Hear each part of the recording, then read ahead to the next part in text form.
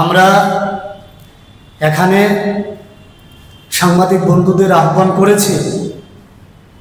ইতিমধ্যেই আমাদের প্রদেশ যুব কংগ্রেস সভাপতি শ্রী নীলকমল শাহ মহোদয় আপনাদের বলেছেন, মূলত সেপ্টেম্বর মাসের 10 তারিখ ত্রিপুরার শিক্ষা দপ্তর একটা নোটিফিকেশনের মাধ্যমে জানিয়েছে যে আমাদের সরকারি স্কুলগুলোর মধ্যে স্ট্যান্ডার্ডাইজড ইউনিফর্ম, অর্থাৎ প্রত্যেকটা সরকারি স্কুলে একই ধরনের পোশাক সেখানে বাধ্যতামূলক করা হয়েছে।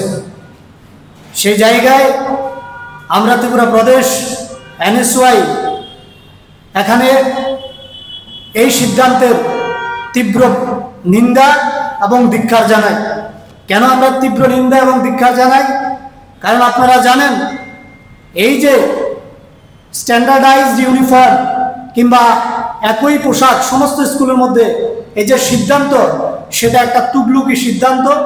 এই সিদ্ধান্তের মধ্য দিয়ে আমাদের রাজ্যের বহু প্রাচীন স্কুল আছে যেগুলো তাদের ট্রেডিশনাল আইডেন্টিটি হারিয়ে ফেলবে। আমরা দেখেছি এই সিদ্ধান্তের মধ্যে শিক্ষা দপ্তর রাজ্যের 4টি স্কুলকে, বিশেষ করে উমাকান্ত এবং শিশু বিহার সহ আরও 2টি স্কুলকে সেখানে এই সিদ্ধান্তের থেকে বাইরে রেখেছে। অথচ আপনারা দেখুন, আমাদের শহরেরই একটা স্কুল তুলসীবতী স্কুল, সেই স্কুলটা আমাদের প্রাচীন স্কুল, তার একটা ঐতিহ্য আছে। এই স্কুলের ছাত্রছাত্রীদের নিজস্ব ড্রেস কোড আছে, অর্থাৎ তাদের একটা পরিচিতি আছে। সেখানে আমরা লক্ষ্য করেছি সরকারের এই তুগলুকি সিদ্ধান্তের মধ্য দিয়ে এই তুলসীবতী স্কুলের মতো আমাদের রাজ্যের শত শত প্রাচীন ঐতিহ্যবাহী স্কুলগুলো তাদের পরিচয় সেখানে হারাতে বসেছে। তাছাড়াও এখানে আমাদের আরেকটা সংশয় রয়েছে। এতদিন ধরে আমরা বিভিন্ন স্কুলের ছাত্রছাত্রীদের আমরা তাদের ড্রেসের মাধ্যমে, অর্থাৎ পোশাকের মাধ্যমে শনাক্ত করতে পারতাম। কেউ যদি স্কুল চলাকালীন অবস্থায় কোনো কাজে, বিশেষ করে পড়াশোনার বাইরে অন্য কাজে যদি যুক্ত থাকতো, পোশাক পরা অবস্থায় রাজ্যের মানুষ, অভিভাবক মহল আমরা শনাক্ত করতে পারতাম তারা কোন স্কুলের ছাত্র, তাদের অভিভাবকদের যোগাযোগ করতে পারতাম অভিভাবকদের সঙ্গে। কিন্তু সরকারের এই সিদ্ধান্তের ফলে এখন এই শনাক্ত করাটাও মুশকিল হয়ে যাবে। এই সিদ্ধান্ত সরকার কেন নিল?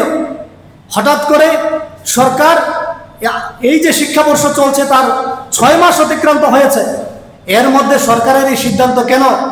আমরা NSY স্পষ্টত এখানে জানান দিতে চাই যে সরকার এখানে দুর্নীতিতে নিমজ্জিত হয়েছে। আমাদের স্কুল শিক্ষামন্ত্রী, যিনি বর্তমান মুখ্যমন্ত্রী, ওনার নাকের ডগায় আমরা দেখেছি বিদ্যালয়গুলোর মধ্যে কিভাবে বিদ্যালয় যে বিভাগ আছে সে বিভাগের কর্মচারীরা সেই উপর মহল থেকে নিচ মহল পর্যন্ত কিভাবে দুর্নীতিতে তারা ডুবে গেছে। এটাও একটা দুর্নীতি, একটা প্রয়াস। এই দুর্নীতির প্রয়াস ডুবে আছে আমাদের পুরো শিক্ষা ব্যবস্থা। আপনারা জানেন, আমাদের রাজ্যে বর্তমানে 125টি বিদ্যাজ্যোতি স্কুল আছে, পাশাপাশি 84টি PMC স্কুল রয়েছে। এই স্কুলগুলোর মধ্যে, আমাদের বিদ্যাজ্যোতি স্কুলগুলোর মধ্যে ছাত্রছাত্রীর সংখ্যা হচ্ছে প্রায় 87,000, আর PMCর মধ্যে রয়েছে 37,826 জন। তাছাড়াও অন্যান্য স্কুল যা 4,029টি রয়েছে, তাদের মধ্যে সর্বমোট যদি আমরা ছাত্রছাত্রীর সংখ্যা দেখি, সেখানে প্রায় 4 লক্ষাধিক ছাত্রছাত্রী রয়েছে। এই ছাত্রছাত্রীদের আমরা যদি আজকে তাদের বিদ্যালয়গুলোর আমরা যদি গুণগত মান দেখি, দেখব সেখানে শিক্ষা ব্যবস্থা এবং বিদ্যালয়ের যে পরিকাঠামো একেবারে মুখ থুবড়ে পড়েছে। যে জায়গায় আমরা ভেবেছিলাম সরকার শিক্ষা ব্যবস্থার উন্নয়ন করবে, বিদ্যালয়গুলোর উন্নয়ন করবে, সেখানে শিক্ষকের যে স্বল্পতা তা দূরীকরণ করবে, এবং পাশাপাশি আমরা ভেবেছিলাম যে বেসরকারি স্কুলগুলোর মধ্যে ড্রেসের নামে বিভিন্ন কিছুর নাম দিয়ে যেভাবে ছাত্রছাত্রীদের সেখানে শোষণ করা হয়, তাদেরকে অর্থনৈতিকভাবে যেখানে লুটপাট করা হয় তাদের উপর, আমরা ভেবেছিলাম এই রাজ্যের সরকার, অর্থাৎ ট্রিপল ইঞ্জিনের সরকার, সেক্ষেত্রে ছাত্রছাত্রীদেরকে পোশাকি যেই একটা স্বৈরাচারিতা তা থেকে মুক্ত করবে এবং ছাত্রছাত্রীদেরকে রেহাই দেবে। সেখানে সেটা না করে ছাত্রছাত্রীদের উপর সরকার সেখানে আমরা দেখেছি নিজেরা নিজেদের দুর্নীতিকে সেখানে কায়েম করার জন্য এই স্ট্যান্ডার্ডাইজড ইউনিফর্ম ব্যবস্থা এখানে এনেছে। আমরা কেন এটাকে বলেছি এটা দুর্নীতির একটা মুকুট, কারণ আপনারা জানেন ইতিমধ্যেই আমাদের রাজ্যের বিভিন্ন সংবাদ মাধ্যমে এবং আমাদের কাছেও সোর্সের মাধ্যমে খবর আছে যে সরকার নোটিফিকেশনের পূর্বেই ওই গুজরাটের আহমেদাবাদের একটা কোম্পানি মুফতলাল কোম্পানিকে অলরেডি টেন্ডার দিয়ে দিয়েছে।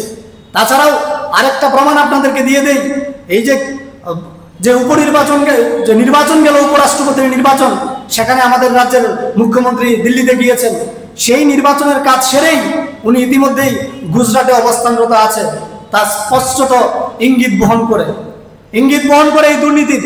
আপনারা জানেন এই সরকার চাইছে আমাদের রাজ্যের স্কুলগুলোর ট্রেডিশনাল যে আইডেন্টিটি তাকে একেবারে নস্যাৎ করে দেওয়ার জন্য বিদ্যাজ্যোতি প্রকল্পের নাম দিয়ে বছরে এবং মাসিকভাবে ছাত্রছাত্রীদেরকে সেখানে লুটা হচ্ছে, তাদের কাছ থেকে ফি এর নাম করে সেখানে অর্থনৈতিকভাবে একটা চাঁদা নেওয়ার কাজ করছে বর্তমান শিক্ষা দপ্তর, যেটা আমরা মনে করি this is most illegal burden on the students. আমরা এটা চাই সরকার যেন অনতিবিলম্বে এই সিদ্ধান্ত থেকে তারা পিছে হটে এবং এই সিদ্ধান্ত তারা তুলে নেয়। আপনারা জানেন আমাদের রাজ্যের ইতিমধ্যেই উচ্চ শিক্ষা ব্যবস্থা বলুন কিংবা সরকারি শিক্ষা ব্যবস্থা বলুন একেবারে মুখ থুবড়ে পড়েছে। আমরা যেখানে সরকারের একটা মৌলিক কর্তব্যের মধ্যে পড়ে সেই রাষ্ট্রের শিক্ষা ব্যবস্থাকে কিভাবে প্রসারিত করা যায়, অথচ বিজেপির শাসনে আমরা লক্ষ্য করে আসছি বিজেপি চাইছে এই রাজ্যের এবং এই দেশের শিক্ষা ব্যবস্থাকে কিভাবে সংকুচিত করা যায়।